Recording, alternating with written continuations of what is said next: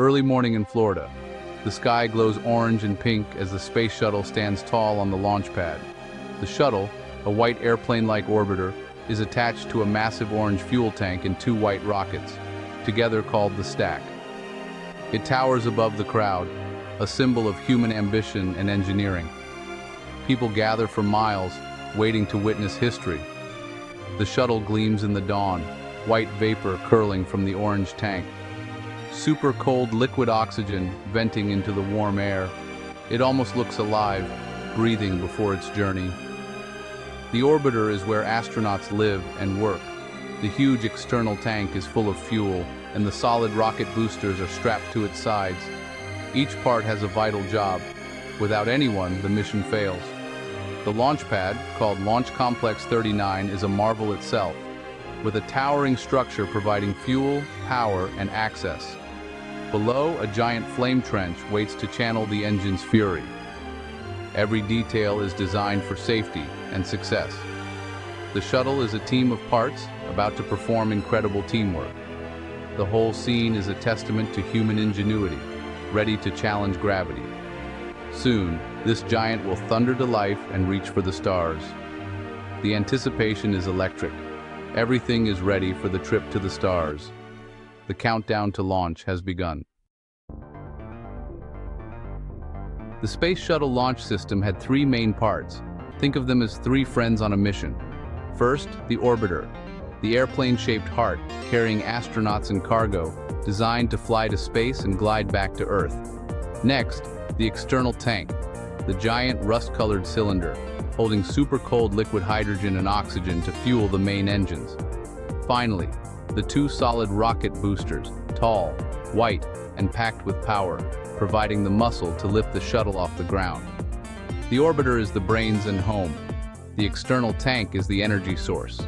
The boosters are the legs that start the journey. Each part is essential. Together, they form a unique, powerful system. The shuttle is not just one vehicle, but a trio of high-tech partners. Their teamwork is a symphony of fire, power, and precision. When you see the shuttle on the pad, you're looking at a carefully integrated system. All three must work in harmony for a successful launch. This partnership is what made the shuttle so revolutionary. Together, they're ready to conquer the final frontier. The external tank, or ET, is the big orange core of the shuttle stack. Its color comes from spray-on foam insulation, which keeps the super-cold liquid hydrogen and oxygen inside from boiling away. The tank has two compartments. The larger holds hydrogen, the smaller holds oxygen, both essential for the engines. Pipes feed these fuels to the orbiter's engines during launch. The ET is the structural backbone, connecting the orbiter and boosters, and withstanding immense forces. Unlike the orbiter and boosters, the tank is not reusable. After about 8.5 minutes, it separates and burns up over the ocean. Its job: deliver fuel and hold the shuttle together during the climb. Once empty, it's discarded.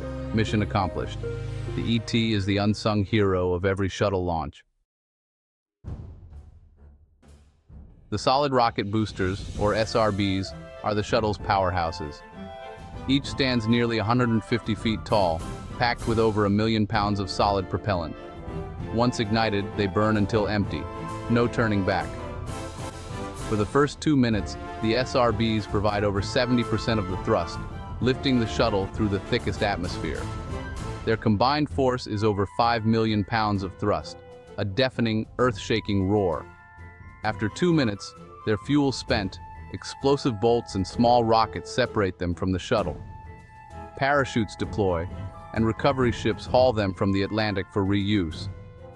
The SRB's job is short but critical. Get the shuttle off the ground and into the sky. Their power is unforgettable, marking every launch with fire and thunder. Once gone, the shuttle continues on main engine power alone. The boosters are refurbished and flown again. They're the muscle that starts every journey to space. In the final seconds before launch, the shuttle's 3 main engines come alive. At T-minus 6.6 seconds, the first engine starts, then the next 2 in rapid succession.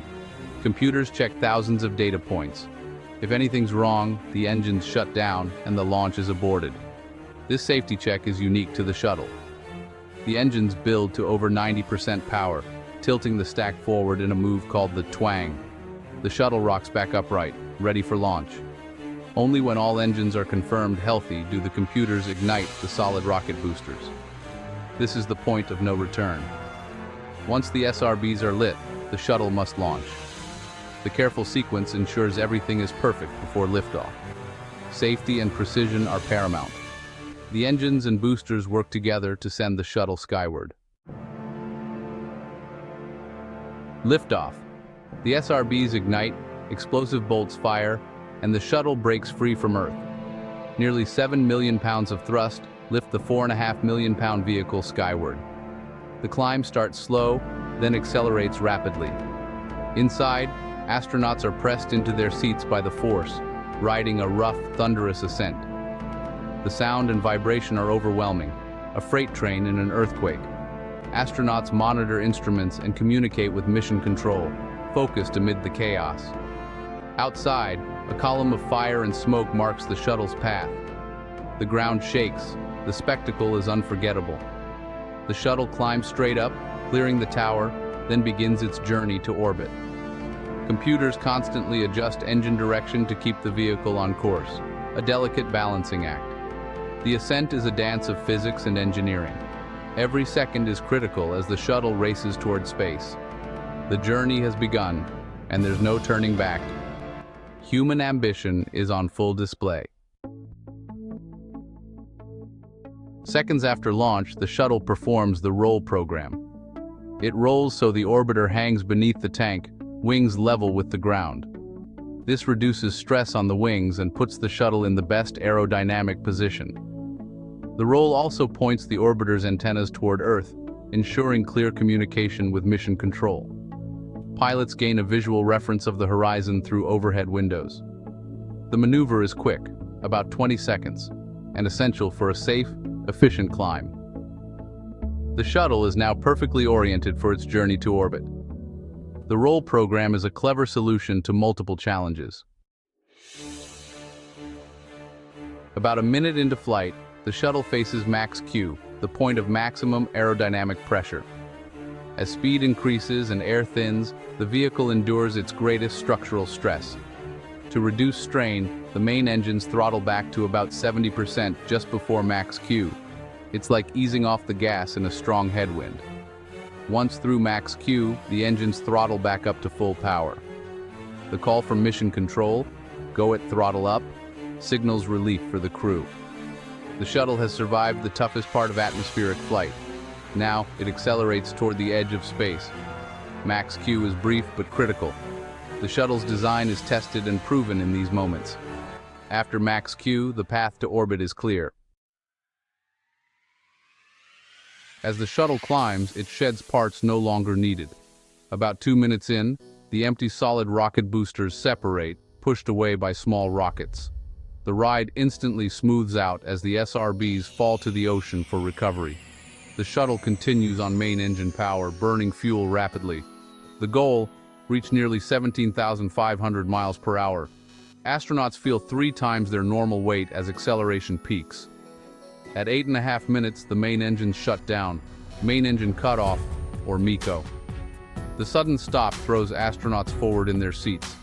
Explosive bolts fire, and the external tank separates, burning up in the atmosphere. The orbiter is now free, coasting into orbit. The journey from Earth to space is complete. The shuttle has achieved its mission launch to the stars. A new adventure in space begins.